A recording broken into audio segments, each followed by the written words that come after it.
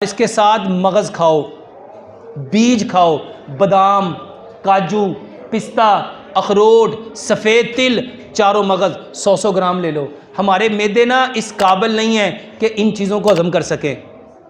इसके लिए मैं एक तरीका बताता हूँ। दूध लो, दूध, इसको पहले कूट लो सारा, 100-100 ग्राम कूट लिया, 5 बड़े चम्मच आधा किलो दूध में डाल दो और इसको चूल्हे पे रख दो।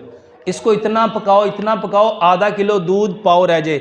मिट्टी की हांडी में पकाएंगे और इसमें 5 खजूरें ग्राइंड करके मेरे मोहतरम भाइयों ये भी डाल दो। और मेरे मोहतरम भाइयों इसको ठंडा करो।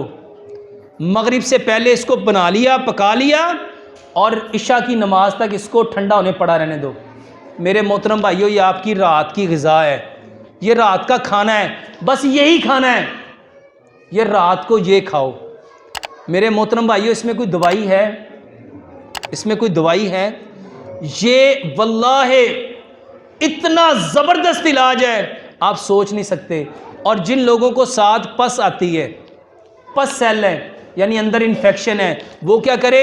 रात को सोने से पहले 1 गिलास दूध ले, आधी चाय की चम्मच हल्दी, आधी चाय की चम्मच दालचीनी, आधी चाय की चम्मच सौंफ, 2 सब्ज़ इलाचियाँ, 2 लौंग, इसको इतना पकाओ, 1 गिलास दूध पौना रह जाए। इसमें गुड़ या शहद मिला के मेरे मोहतरम भाइयों सोने से पहले ये लो।